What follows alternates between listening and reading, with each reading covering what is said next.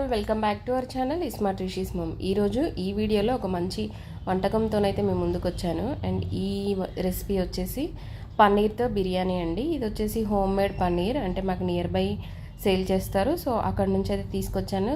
అందువల్ల ఇది చాలా ఫ్రెష్గా ఉంది. అండ్ బయట కొన్న పన్నీర్ అయితే కంప్లీట్గా వైట్ కలర్లో ఉంటుంది. ఇది జస్ట్ క్రీమిష్ కలర్ లాగా ఉంటుందన్నమాట. సో ఇది ఈ విధంగా వస్తే మనము దాన్ని క్యూబ్స్ లాగా కట్ చేసేసుకోవాలి.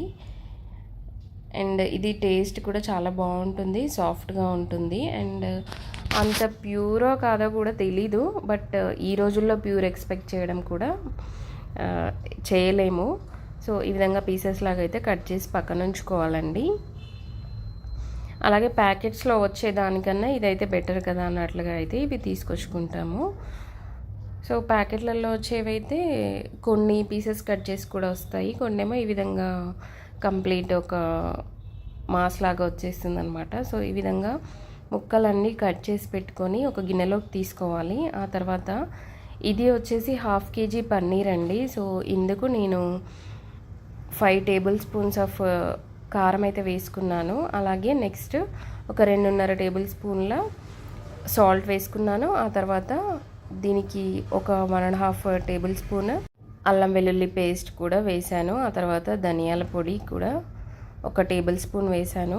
ఇంకా పసుపు, ఆ తర్వాత గడ్డ పెరుగు అండి. ఈ గడ్డ పెరుగు వల్ల బిర్యానీలో మంచి ఒక ఫ్లేవర్ అనేది యాడ్ అవుతుంది. సో పన్నీర్తో బిర్యానీ అంటే చాలా టేస్టీగా ఉంటుంది. సో వీడియోని అయితే ఎక్కడ స్కిప్ చేయకుండా చూసేయండి. అండ్ ఇవన్నీ వేసుకున్నాక ఒక నిమ్మ చెక్కను అయితే పిండుకోవాలి. ఆ తర్వాత కొంచెం పుదీనా రెబ్బల్ని వేసుకోవాలి. ఇప్పుడు కొంచెం కొత్తిమీర తీసుకొని కట్ చేసుకొని దాన్ని అయితే వేసుకోవాలండి. పిల్లలు కొత్తిమీర పుదీనా ఇష్టపడని వాళ్ళు, అంటే తినేటప్పుడు అడ్డు తగులుతుంది అనుకున్న వాళ్ళు వీటిని అయితే కాస్త నలిపి అంటే పేస్ట్ లాగా చేసుకొని కూడా వేసుకోవచ్చు. ఆ తర్వాత కొంచెం ఆయిల్ వేసుకోవాలండి. ఇవన్నీ కలిసేలాగా వేసుకొని వీటన్నింటినైతే బాగా మనము ఉప్పు, కారం, ఈ మసాలాలు అన్నీ పట్టేలాగైతే వేసుకోవాలి. అలాగే నేను ఇందులో గరం మసాలా కూడా వేసాను, బట్ మీకు చెప్పడం మర్చిపోయాను. సో గరం మసాలా కూడా వేసుకోవాలండి. గరం మసాలా వచ్చేసి జస్ట్ ఒక చిటికెడు వేసుకుంటే సరిపోతుంది. ఇప్పుడు స్టవ్ పైన ఒక కడాయి పెట్టుకొని ఆయిల్ వేసుకొని అది కాస్త వేడయ్యాక ఒక 3 పచ్చిమిర్చి, అలాగే ఒక ఆనియన్ కట్ కాజు అనేది నానబెట్టుకోవాలి పక్కన. ఆ తర్వాత సో అదైతే ఒక క్లిప్ పెడుతున్నాను. ఆ తర్వాత ఇప్పుడు ఇవి బాగా ఫ్రై అయ్యాక కొంచెం పసుపు వేసుకొని మనం ముందుగా ముక్కల్ని నానబెట్టుకున్నాం కదా, మ్యారినేట్ చేసుకున్నాం కదా, సో ఆ మ్యారినేట్ చేసుకున్న ఈ పన్నీర్ని మొత్తం ఇందులో వేసుకోవాలి. అలాగే మధ్య మధ్యలో జీడిపప్పు తగలడం కోసమని ఈ పన్నీర్ కొంచెం ఫ్రై అయ్యాక జీడిపప్పు కూడా వేస్తున్నాను. అలాగే జీడిపప్పు ముందుగా నానబెట్టుకున్న దాన్ని మనం పేస్ట్ లాగా చేసుకొని దాన్ని కూడా కొంచెం వేసుకొని మనము కలుపుకోవాలండి.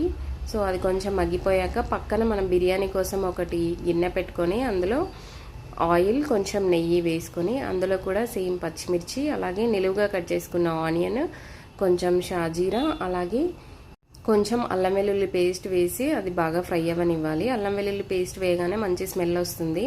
అలాగే పుదీనా, కొత్తిమీర కూడా వేసుకోవాలి. ఆ తర్వాత ఈ విధంగా ఆల్ స్పైసెస్ అన్నీ అయితే వేసేసుకోవాలి. అండ్ కొంచెం లవంగాలు తక్కువగా వేసుకుంటే స్పైసీగా ఉండదు. సో మీ స్పైసీనెస్ని బట్టి లవంగాలు అయితే అడ్జస్ట్ చేసుకోవాలి. ఆ తర్వాత ఈ విధంగా ఆల్ స్పైసెస్ అన్నీ, బిర్యానీ లీఫ్, లవంగాలు అవన్నీ అయితే వేసుకున్నాము, యాలకులు. సో ఆ తర్వాత ఒక గ్లాస్ బియ్యానికి 1.5 గ్లాసుల వాటర్ పోసుకొని బియ్యం అయితే వేసుకొని పక్కన పెట్టుకోవాలి. ఇది ఈ రైస్ అనేది అవుతుంది. సో ఇదైతే బాస్మతి రైస్ తీసుకున్నాను. అలాగే కర్రీ ఒకవైపు అవుతుంది కదా, సో అందులో మనం బ్రౌన్ ఆనియన్స్ వేసుకుందాము. ఆ తర్వాత కొత్తిమీర కూడా పైనుంచి వేసుకుందాము. సో ఈ విధంగా రెడీ అయిన కర్రీని మనం బిర్యానీ హాఫ్ కుక్ అయిన తర్వాత, హాఫ్ అంటే ఆల్మోస్ట్ 70% కుక్ అయిన తర్వాత రైస్ని కాస్త జరుపుకొని లేదా ఒక గిన్నెలో అయినా తీసుకోవచ్చు.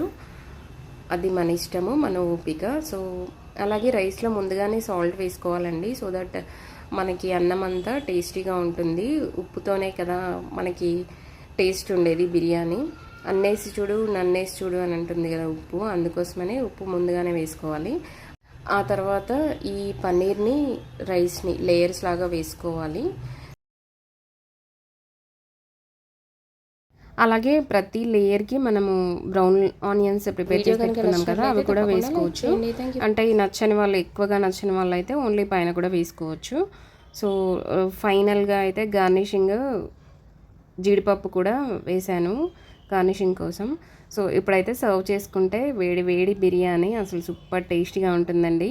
చికెన్కి ఏ మాత్రం తగ్గిపోకుండా చాలా టేస్టీగా ఉంటుంది. మీ ఇంటికి వచ్చిన వాళ్ళకి పెడితే తిని అసలు అచ్చం చికెన్లా ఉందంటారు. అలాగే చికెన్ కన్నా స్మూత్గా అండ్ మంచి టేస్టీతో తింటుంటే ఇంకా తినాలనిపిస్తుంది. సో మన వీడియో చూసి డెఫినెట్గా ట్రై చేయండి. ఇంకా మన ఛానల్లో బోల్డ్ అన్ని వీడియోస్ ఉన్నాయి, తప్పకుండా చూసేయండి. Thank you for watching. Bye bye, see you next video.